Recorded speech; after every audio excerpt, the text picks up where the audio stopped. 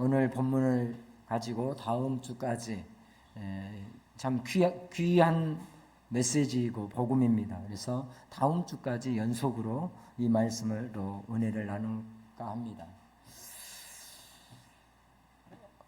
복음은 그 자체로 죽은 자를 살리는 하나님의 능력입니다.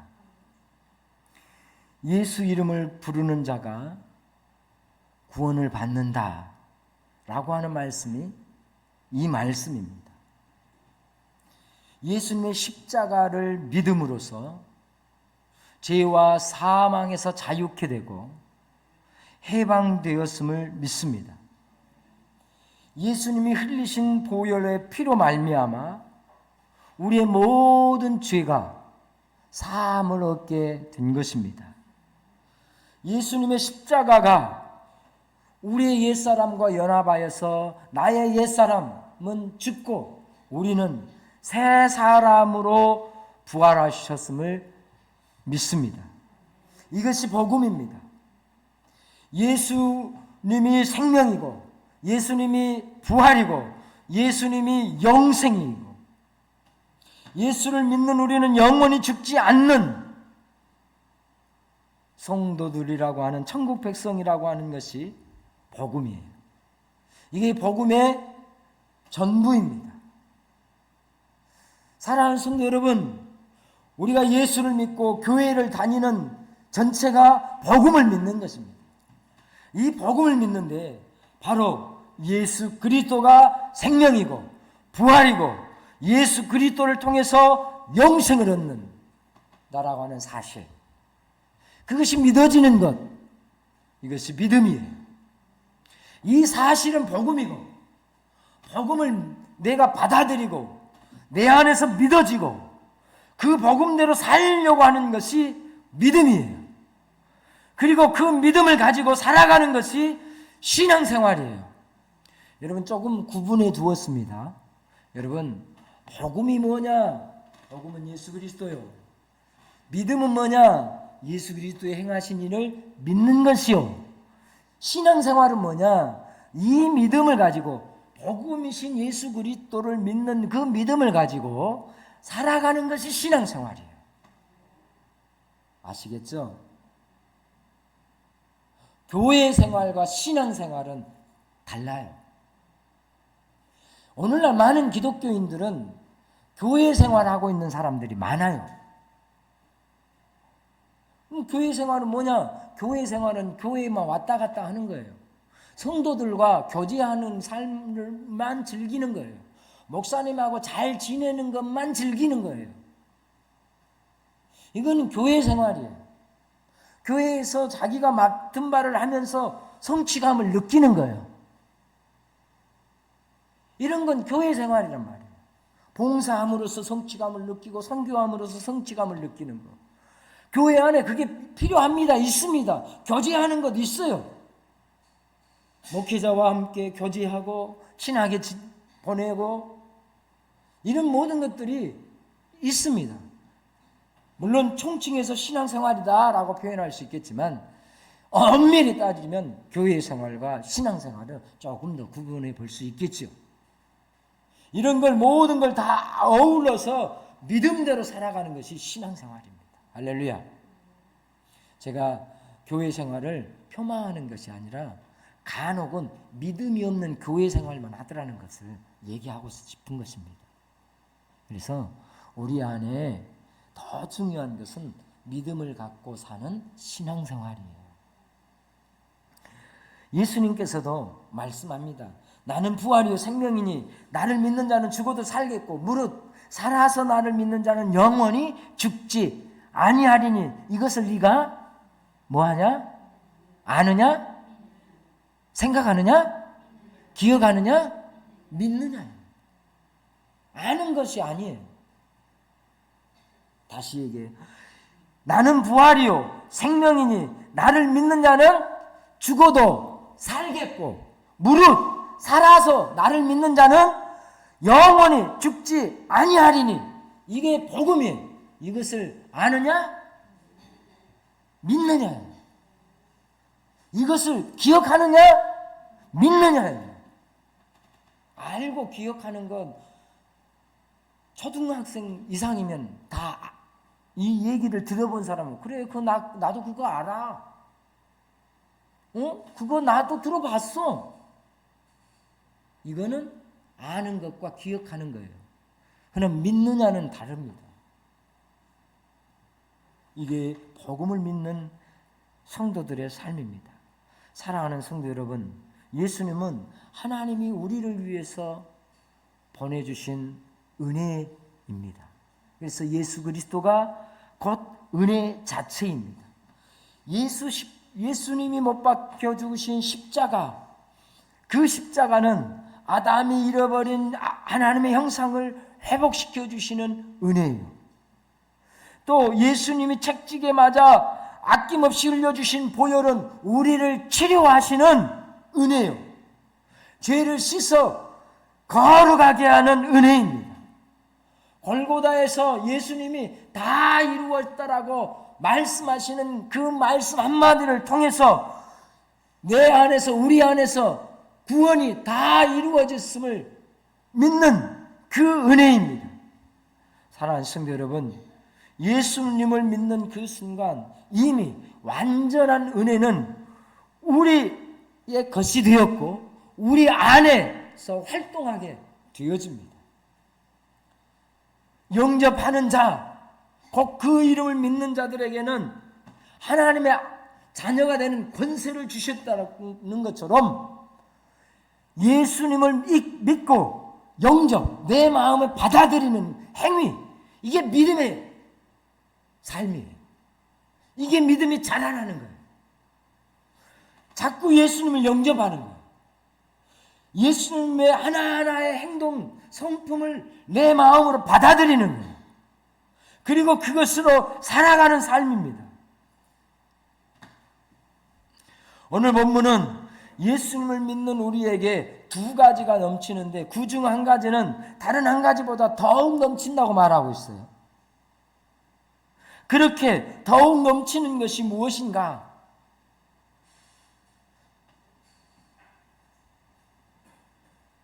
그것은 하나님의 은혜가 더욱 넘친다라고 말해요. 하나님의 은혜가 더욱 넘쳐서 우리들의 죄를 삼켜버린다고 말씀합니다. 본문은 율법이 들어온 것은 죄를 범하게 하려 함이라. 그러나 죄가 더한 곳에 은혜가 더욱 넘쳤나니. 율법은 하나님이 모세를 통해 주신 말씀입니다. 율법이 들어와서 범죄를 더하게 하려 합니다라고 하는 말을 오해하지 마십시오. 이 말 자체로라면 율법 때문에 죄를 짓는다고? 이렇게 되기 십상입니다. 이거는 해석의 요지가 필요한 것이죠. 율법이 죄가 아니라 율법은 죄가 아닙니다. 율법은 거울이라고 그랬어요. 율법이 없을 때는, 다시 얘기해 볼까? 거울이 없을 때는 내 얼굴을 볼 수 있어요, 없어요? 콧잔등은 보이네요. 눈을 돌려보니까 콧잔등은 보이네요. 근데 요 밑으로는 안 보이구먼요. 이마도 안 보이네요. 감사하게도 이 세 주름이 안 보이네요. 그래서 저는 어쩐지 모르겠어요. 머리카락 요 앞에는 조금 보이는데 위에는 어쩐지 모르겠습니다. 다 볼 수 있는 것은 거울이에요. 거울을 가질 때 뭘 볼 수 있어요? 내 모습을 볼 수 있어요. 내 모습 속에서 세수 안 하고 났으면 눈에 꺼풀도 낄 수 있고, 감기 걸렸다면 콧물 흐르는 자국도 남아있을 수 있고, 내가 어디 연탄방에 들어갔다 왔으면 새카만 것도 묻을 수 있었을 것이고, 내가 밀가루를 만졌다면 하얀 가루도 묻어 있었을 거란 말이죠. 그런 것을 묻었는지 안 묻었는지를 볼 수 있는 것, 그것이 거울이잖아요. 율법이 그러는 거예요. 그 전에는 내가 몰라. 묻었는지 어쨌는지 몰라. 내가 살아가는 것이 죄인지 어쩐지도 모르고 살아. 그런데 율법이 들어와서 거울을 비추니까 이게 덕지 내게 붙어 있는 거예요. 이것도 죄였네. 이것도 죄였네. 이것도 죄였네. 여기도 죄였네. 여기도 껌댕이네. 저기도 껌댕이네. 율법이라고 하는 거울을 통해서 알 수 있었다는 얘기예요. 그 이야기를 하는 것이지 율법이 들어온 것 자체가 죄라는 것이 아닙니다. 율법을 알므로써 하나님 내가 죄인이었군요. 이렇게 깨닫는 것이 은혜입니다.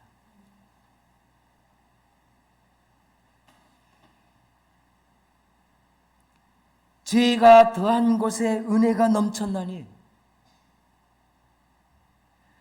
여기에 껌등이 하나 묻어있는 사람은 여기만 씻으면 되거든요.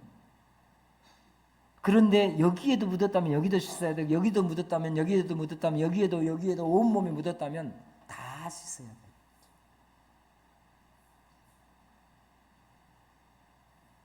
여기만 묻었다면 이렇게만 씻어버리면 끝. 그러나 다 묻었다면 온몸에 묻었다면 그리고 기름때처럼 벗겨내도 잘 안 벗겨진다면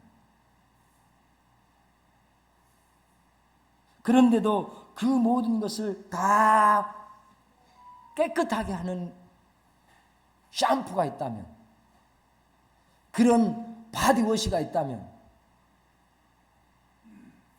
사겠죠.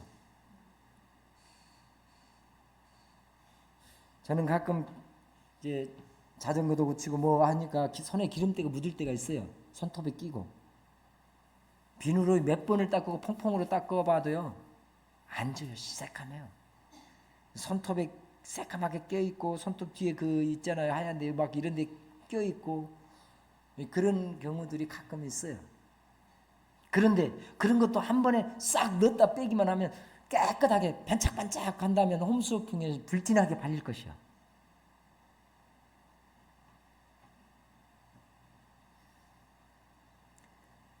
그렇게 그 모든 것을 한꺼번에 더 그 죄를 덮어준 것을 죄가 있는 곳에 은혜가 넘친다라고 하는 말씀이 결국 그 모든 것을 덮어버려. 그 모든 것을 깨끗게 하시는. 넘친다라고 하는 것은 양을 초과한다는 말씀이에요. 더 이상 넘쳐 흐를 수 없을 정도로 많아서 흘러넘치는, 담을 수 없을 정도로 흘러넘치는 것이에요.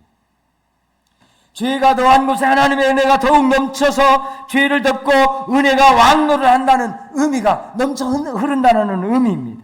사도 바울의 이 말씀의 요지는 죄가 넘침으로 어쩔 수 없는 그런 이들에게 괴로워하지 말고 예수님께로 나오십시오. 예수님을 통해서 주신 하나님의 은혜는 죄보다 더 크고 죄보다 더 넘쳐서 모든 죄를 삼키고 모든 죄를 깨끗하게 하고도 남음이 있습니다. 사도 바울이 우리에게 주시는 메시지는 그런 메시지입니다. 여러분,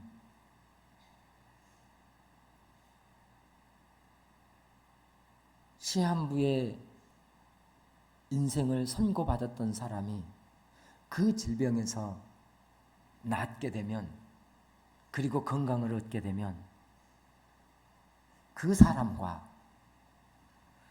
늘 건강해서 한 번도 아파보지 않는 사람과 어떤 사람이 더 감사가 크겠습니까?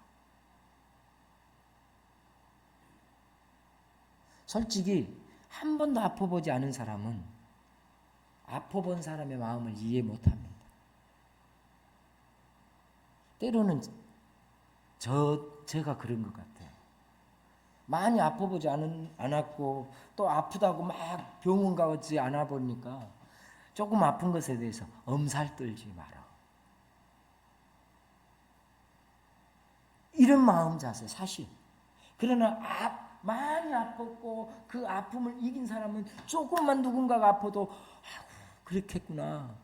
긍휼을 가지고 또 자신의 그런 마음들을 감사로 알죠. 그래서 그런 분들이 이렇게 얘기해요. 나는 제2의 인생을 살노라. 왜? 시한부 인생을 이겨냈으니까. 그러니까 그 전보다는 더 시간을 소중하게 여기고, 그 전보다 가족을 더 중요하게 여기고, 그 전보다 모든 순간순간들이 더 소중한 것이죠. 이전에는 그냥 막 살았다면 이제는 더 소중히 사는 거예요. 이것이 경험을 해본 사람의 마음이죠. 가난도 마찬가지예요. 우리 교회 또 청년들을 보면 내가 봤을 때는 부르주아의 청년들은 없어. 네? 부르주아, 나는 부르주아라고 생각하는 청년들이 아무도 없어. 소민이 아니요. 예진이 아니요. 소정이 아니요. 조금 나은 것 같을 뿐이지 부르주아 정도는 아니요. 막 그 드림카 몰고 다닌 정도, 막 대구 뚜껑 열리고 막 예.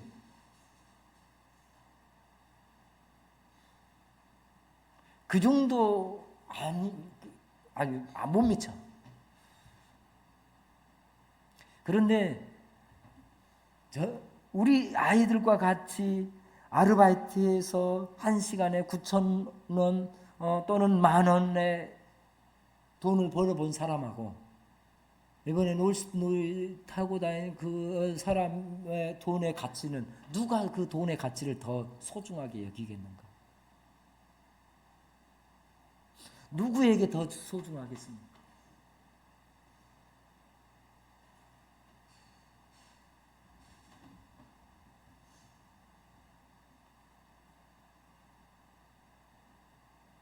요즘 애들에게 세뱃돈이라고 10,000원을 주면 그냥 받아. 그죠? 10만 원, 5만 원 정도는 줘야 감사합니다 이 정도 되고, 한 2장 정도 더 주면 활짝 피게 되죠. 그런데 부르주아 애들한테는 그걸 주면 제가 거지 새끼인 줄 아세요? 네. 최소한 100만 원이나 1,000만 원 정도, 막 이제 단위가 커지는 거예요. 누가 소중하게 여기는가 하는 얘기를 하고 있습니다. 누가 건강을 더 소중히 여기고, 누가 더 이 물질을 소중히 여기고, 누가 더 관계를 소중하게 여기고, 누가 더 가족을 소중하게 여기겠는가? 은혜도 마찬가지입니다. 누가 더 은혜를 소중하게 여기고, 누가 더 이 예배를 간절하게 여기겠는가?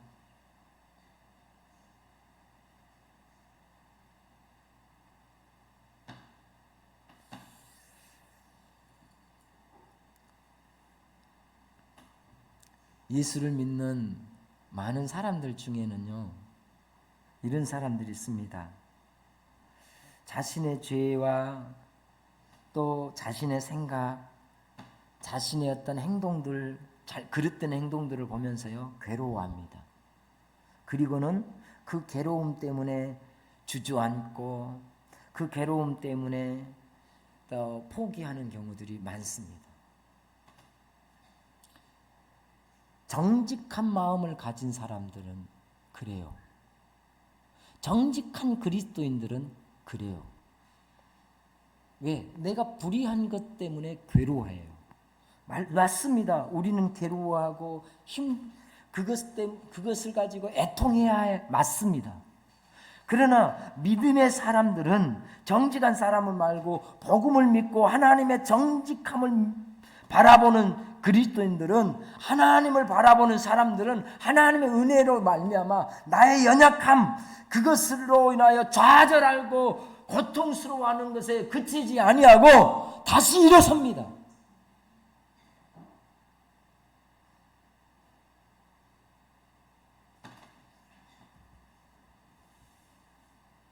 지난주에인가도 말씀했지만 그리스도인들은 때로는 뻔뻔해야 되는 거예요.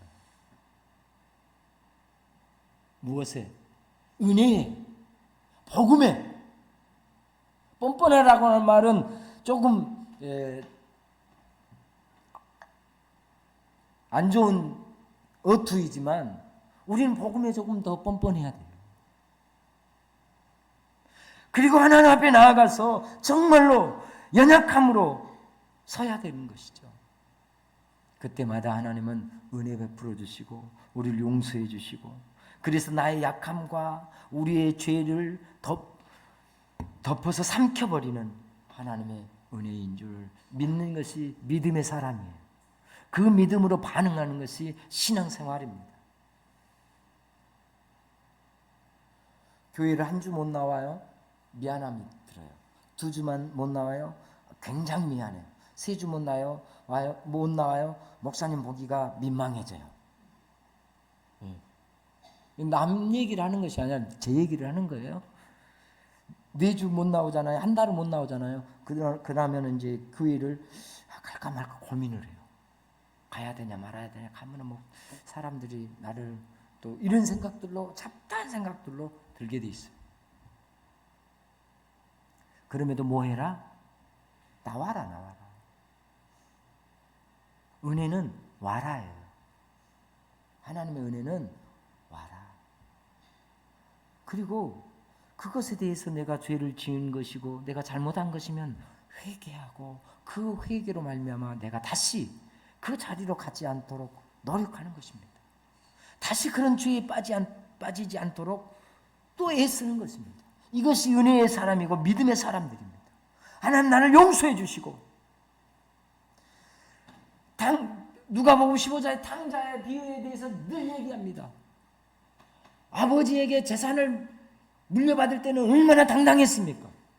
그렇게 당당하게 나갔으면 잘 살아야 되는데 다 허랑방탕에 써버리고 거지 꼴이 되어서 왔습니다. 오라 이 말이에요. 그렇게라도 와라 이거예요.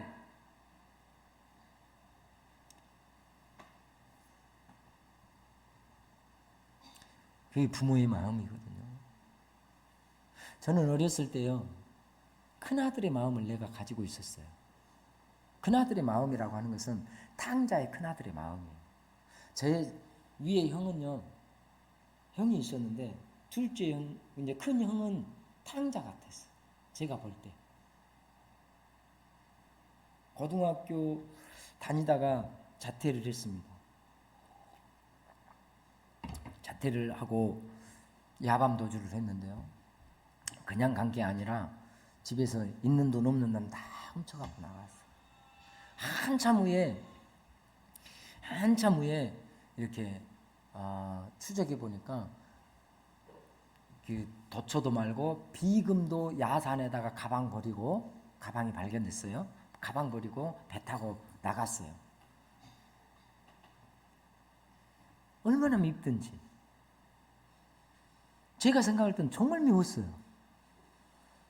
근데 저희 부모님과 할머니는요, 그 자식 돌아오기만을, 밥 때만 되면 왜 그렇게 그 따뜻한 밥이나 먹는지 하고, 밥 때만 되면은 차려놓고 생각하고 기억하고 돌아오고, 명절 때만 되면 버스 머리 바라보면서 버스 타고 와야 되거든요. 배 타고 와서 버스 타고 저희 동네 오거든요. 그럼 버스는 저 동네 어귀에 서요. 버스가 크니까 동네 안으로 못 들어오고, 그러면은 이렇게 내다봐요. 명절 때만 되면. 근데 한 번도 안 와. 언제 연락 왔냐면 인천 길병원에서 심장병을 가지고 있었거든요. 심장 수술을 했다고 연락이 왔어요. 그때 부모님이 있는 재산 없는 재산 또 털어갖고 간 거예요. 부모의 마음. 그럼에도 불구하고 감싸주시는 거예요. 그럼에도 불구하고 품어주시는 거예요. 우리 하나님이 그러시냐. 하나님의 은혜는 내가 지은 죄를 다 용서할 만큼 크고도 넘쳐요. 또 시골 얘기 하나 해볼까요? 비가 엊그저께 억수그릇 같이 오잖아요. 억수같이 오잖아요. 그러면 저희 이제 시골에는요, 가끔씩 길 걷다 보면은 냄새가 엄청 날 때가 있어요. 이제 막 화장실 냄새 이런 거. 얼마나 지저분합니까? 얼마나 더럽습니까? 지금은 그런 것을 무단방류하면 바로 걸립니다. 그리고 과거에는 비만 오면 그런 걸 막 투기하는 현장들이 있었습니다. 그 지저분하고 그 더럽고 그 냄새난 것을. 그런데 그 많은 물에 버려도, 그래서 흘러서 바다로 들어가면 그 오염 때문에 바다가 오염되어야겠죠. 그러나 바다는 그걸 다 품어버립니다. 다 희석시켜버립니다.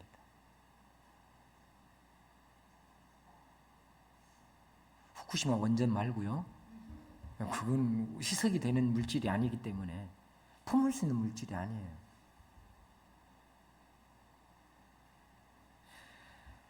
비유가 적절했는지 모르겠지만 우리의 냄새나고 우리의 지저분한 그것도 하나님의 은혜는 넘치고 넘쳐서 그 모든 것을 다 희석시켜서 다 용서해 주실 만큼 그냥 묻어버린다는 것이 아닙니다.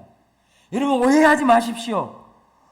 예수 그리스도를 믿는 사람들은 하나님의 우리의 죄를 덮어버리고 묻어버리고 없애는 것으로 하는 것이 아니라 우리의 죄를 정확하게 적나라하게 내게 하십니다. 보게 하십니다. 얼마나 우리가 더럽고 추악한지를 하나님은 보게 하십니다. 그리고 용서하고 우리를 비난하는 것이 아니라 그렇게 까발려진 죄를 통해서 우리의 상한 마음을 치료하시고 우리의 상한 육체를 치료하시고 우리의 상한 영혼을 치료하심으로 다시 건강한 모습으로 품어주시는 것이지 그냥 그래 하고 다 용서하시는 것이 아니에요. 그러기 때문에 회개가 필요합니다. 나의 죄를 가지고 하나님 앞에 나아가서 단도직입적으로 고해하는 회개가 필요합니다.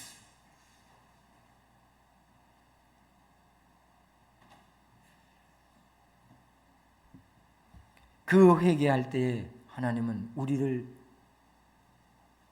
책망하지 않습니다. 그 회개한 죄에 대해서 기억하지 않습니다. 이게 성경의 원리입니다. 간혹 우리 매스컴을 통해서 봅니다. 그 깡패였던 도둑이었던 어떤 사람이 감옥에 수감되어 있다가 예수를 만나고 목사 되었다라고 하는 뉴스 보셨죠? 네? 세상 사람들은 기억을 합니다. 와, 사기꾼이 도둑놈이 목사가 됐다고 기독교는 완전히 개판이구나. 아무나 목사 다 달아주나? 이렇게 비난 건드리는 수가 많았습니다. 그렇게 비난하는 댓글들이 엄청났습니다. 간혹 신자들 중에도 어떻게 그 사람이 아무리 예수를 믿었다고 목사를 줄 수 있어요?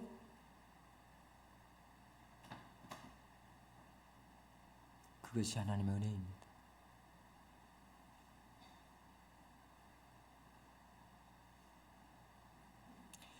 그 사람의 잘못이라고 하는 것은 하나님이 따지실 것이지만 하나님 앞에 회개하고 믿음에 대해서 그를 새 사람으로 새롭게 하시는 것이 복음입니다. 할렐루야. 한 면만 보지 마십시오. 그러기 때문에 복음의 위대함입니다. 이것이 하나님의 은혜의 위대함입니다. 그게 그 사람이 곧 나라고 생각해 보십시오. 내가 실수로 죄를 짓고 살인한 살인마라고 생각해 보십시오.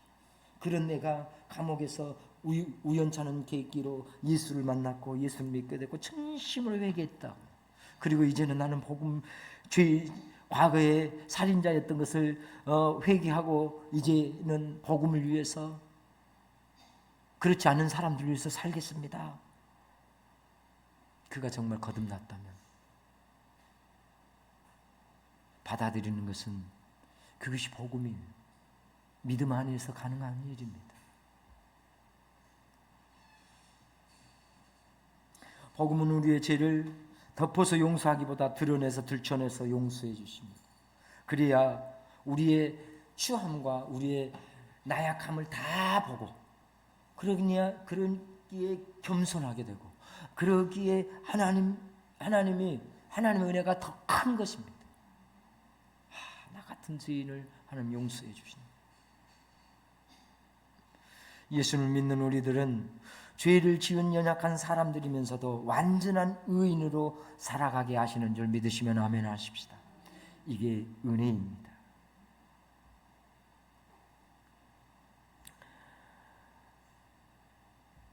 사랑하는 성도 여러분, 우리 자신 안에 넘치는 죄를 보는 것이 정직한 것이 아니라 내 안에 죄의 넘침보다 더 넘침으로 나를 깨끗하게 하시는 하나님의 은혜를 바라보는 것이 믿음입니다. 정직한 그리스도인이 필요합니다. 그러나 그 정직한 그리스도인들보다 믿음의 그리스도인들이 우리에게 더 필요합니다. 우리의 참 모습은 예수 안에서 하나님의 형상을 회복하여 넘치고 충만하고 휩쓸고 삼켜버린 하나님의 넘치는 은혜를 누리는 것이 우리의 참 모습입니다. 우리가 예수님의 십자가로 옛사람이 죽고 새사람으로 회복한 하나님의 형상으로서의 우리의 모습이 참 모습인 줄 믿으시면 아멘 하십시다. 이제 말씀을 맺습니다. 사랑하는 성도 여러분, 믿음은 죄가 더한 나의 옛사람을 바라보는 것이 아니라 은혜를 더욱 넘치게 부어주시는 예수님을 바라보는 것이 믿음이요. 나의 현재는 연약하고 나의 현재는 부족하고 나의 현재는 죄인이지만 그럼에도 불구하고 나의 죄, 나의 연약함, 나의 허물을 예수 앞에 고백하면 그거 다 용서해 주시고 나를 날마다 새롭게 하시고 하늘의 상급을 허락해 주시겠다고 약속해 주시는 그 믿음의 눈을 가지시고 바라보는 것이 믿음 생활이에요. 그것이 신앙 생활이에요. 예수님의 십자가를 붙들고 예수의 십자가로 은혜로 말미암아 날마다 누리는 것이 은혜입니다. 왜 기독교에서 십자가 하느냐? 이 십자가의 은혜가 있기 때문에 죄 그렇습니다. 이 십자가의 은혜로 말미암아 옛사람은 죽고 새 사람이 되어 새 피조물이 되고 더욱 넘치는 사랑을 누릴 수 있기 때문에 그렇습니다. 그렇게 십자가의 복음을 바라보는 저와 여러분이 되시기를 예수님으로 축원합니다. 그것이 하나님의 은혜인 줄 믿으시면 다 같이 아멘 하십시다. 그래 우리 함께 이 찬양 함께 드리겠습니다.